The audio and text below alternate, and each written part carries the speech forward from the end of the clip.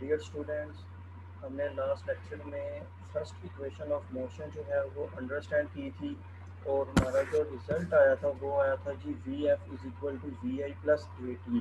तो ये रिलेशन था जी final velocity, initial velocity, acceleration और टाइम का। ठीक है, एक साइड पे थी फाइनल वेलोसिटी और बराबर के दूसरी तरफ थी इनिशियल वेलोसिटी और साथ था टाइम, एक्सेलरेशन के साथ टाइम था। ठीक है, तो आज जो हमने डिस्कस करना है वो हम डिस्कस करना है जी इसके जो बॉडी ने जो डिस्टेंस कवर किया। ठीक है, इसका ये बॉडी जो ए से बी तक गई है।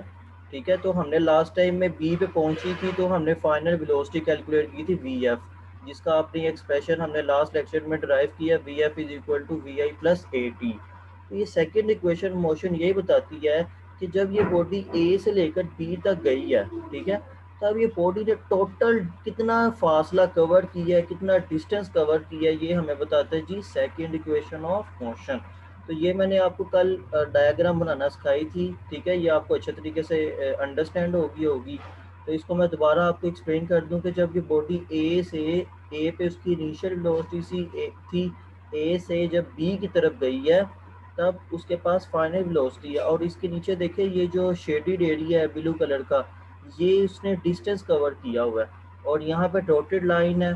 ठीक है, ये दो डिस्टेंस को यानी कि आपस में डिवाइड कर रही है। तो ये ऊपर देखिए ये ट्रायंगल बन रही है। ठीक है, ये वाली ट्रायंगल बन रही है ए बी सी वाली, और नीचे वाली क्या बन रही है, ये रेक्टेंगल बन रही है ए सी डी ओ, या इसको ओ ए सी डी भी पढ़ते हैं। तो हमने डिस्टेंस कैसे निकालना है इसका, हम क्या करेंगे, ये जो टोटल डिस्टेंस है ना ये ट्रायंगल का और ये जो एरिया का, इनको हम प्लस कर देंगे।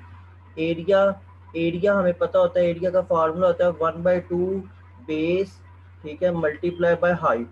ठीक है, इसमें जो बेस हो गई वो ये है, ये बेस मतलब कि ये ए सी है, और हाइट क्या हो गई, बी सी हो गई। ठीक है, और हमें रेक्टेंगल का एरिया पता होता है, रेक्टेंगल का एरिया होता है जी लेंथ मल्टीप्लाई बाय विड्थ।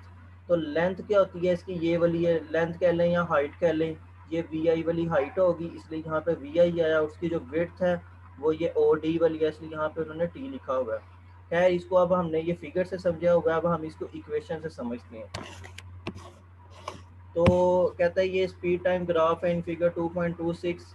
तो the total distance travel by body is equal to the total area O A B D under the graph. तो जो टोटल डिफरेंस है, जो डिस्टेंस उसने कवर किया ना, तो ये जो ग्राफ है इसका, इसके अंदर जो शेडिड एरिया वो ये है ओ ए बी सी डी।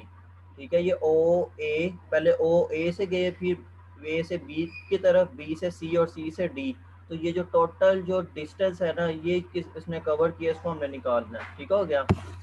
अच्छा जी, अब यहाँ पे देखिए कहता है जी टोटल डिस्टेंस, डिस्टेंस जो होता है ना मैंने पहले भी बताया था, इसको एस से रिप्रेजेंट करते हैं डिस्टेंस।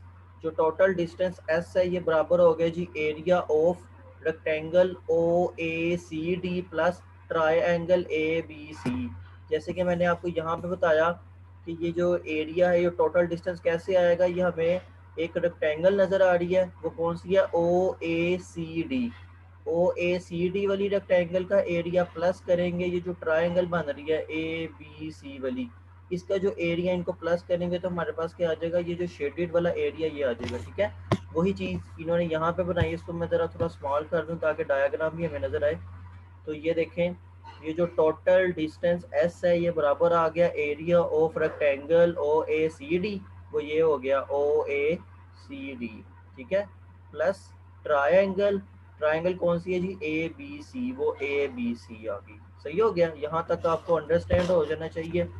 उसके बाद कहता है जी अब हमने इनको अलग अलग कैलकुलेट करना है। ये अभी हमें नहीं पता कि जो रेक्टेंगल का एरिया किसके बराबर आ रहा है, ट्रायंगल का एरिया किसके बराबर आ रहा है। अब सबसे पहले रेक्टेंगल का एरिया कैलकुलेट करते हैं। Area of rectangle O A C D वाला, ये ओ ए सी डी वाला ये वाला एरिया मैं दोबारा बता दूं, ये वाला ओ ए सी डी। ठीक है, ये वाला एरिया अब हम कैलकुलेट करते हैं। तो रेक्टेंगल का एरिया का वैसे ही हमारे पास फार्मूला था लेंथ मल्टीप्लाई बाय विड्थ या हाइट मल्टीप्लाई बाय विड्थ। तो ये जो ए ओ ए है इसकी लेंथ हो गई और इसकी जो विड्थ हो गई वो ओ से लेकर डी तक है। तो इन दोनों का मल्टीप्लाई कर देंगे, O A multiply by O D. वही चीज़ उन्होंने यहाँ पे की हुई है। Area of rectangle O A C D बराबर है जी O A multiply by O D. ठीक है, ये दोबारा बता दूं, ये ओ ए है और ये ओ से लेकर ये डी है। ठीक है, ओ से लेकर ए तक क्या है वी आई और ओ से लेकर डी तक क्या है टी है। इसलिए यहाँ पे देखें ओ ए की यहाँ पे आएगा जगह वी आई और ओ डी की जगह क्या आएगा यहाँ पे डी आ जाएगा। ठीक हो गया। अब सेकंड है जी area of rectangle triangle A B C. तो ट्रायंगल का एरिया क्या होता है 1/2 लेंथ मल्टीप्लाई बाय विड्थ। ठीक है, तो 1/2 जो ए सी होगी वो यहाँ पे इसकी विड्थ है। ठीक है, और जो ये बी सी है वो इसकी क्या है जी लेंथ है। हाँ लेंथ है। ठीक है, अच्छा जी यहाँ बी सी पे देखिए गेन इन स्पीड। तो ये जो बी सी है किसके बराबर है, यहाँ पे देखिए मैं इसको जूम कर देता हूँ, गेन इन स्पीड बराबर है ए टी के। ठीक है, ये ए टी के बराबर है, बी सी जो होगा ना वो किसके बराबर होगा जी ए टी के बराबर होगा। और यहाँ पे ये जो डिवाइड में ए सी है ये किसके बराबर है टी के बराबर। ठीक है, ये टी है यहाँ पे, तो ए सी बराबर होता है ओ डी टी है तो ए सी भी टी होगा। तो इसका एरिया क्या आ जाएगा जी, इसका 1/2 ए C multiply by B C. अब ए सी जो था वो टी था और बी सी क्या बताया ए टी बताया। ठीक है, ये देखिए ए सी क्या हो गया, ये ए से लेकर ये सी तक क्या हो गया, ये था टी। ठीक है, और ये बी से और सी वाला कौन सा ए टी है, ये आपस में क्या हो जाएगा यहाँ पे मल्टीप्लाई। ए सी की जगह टी आ जाएगा, बी सी की जगह ए टी आ जाएगा। अब हमने इनको क्या कर लेना प्लस कर देना। तो टोटल एरिया हमारा था area of rectangle O A C D plus area of triangle A B C. अब ये जो हमने वैल्यू निकाली है ना वी आई टी और 1/2 T multiply by A T, इनको अब हमने प्लस कर लेना। तो टोटल एरिया यहाँ पे देखें, putting the values in above equation, तो टोटल डिस्टेंस एस बराबर है वी आई टी कौन सा था रेक्टेंगल वाला, प्लस हो गया 1/2 T multiply by A T और टी मल्टीप्लाई हो गए हो जाएंगे टी का स्क्वायर। तो हमारे पास जो सेकंड इक्वेशन ऑफ मोशन आ गई है वो s is equal to v i t plus 1/2 a t square. तो ये पेपर में अक्सर आती होती है कि prove that second equation of motion. ठीक है, तो सेकंड इक्वेशन ऑफ मोशन जो होती है वो उसमें किसका रिलेशन किन के दरमियान बताती है, डिस्टेंस, इनिशियल वेलोसिटी, एक्सेलरेशन और टाइम में। यहाँ पे फाइनल वेलोसिटी का कोई जिक्र नहीं है। ठीक हो गया, तो ये हमारे पास डिस्टेंस, इनिशियल वेलोसिटी, एक्सेलरेशन और टाइम का हमारे पास रिलेशन बताती है सेकंड इक्वेशन ऑफ मोशन।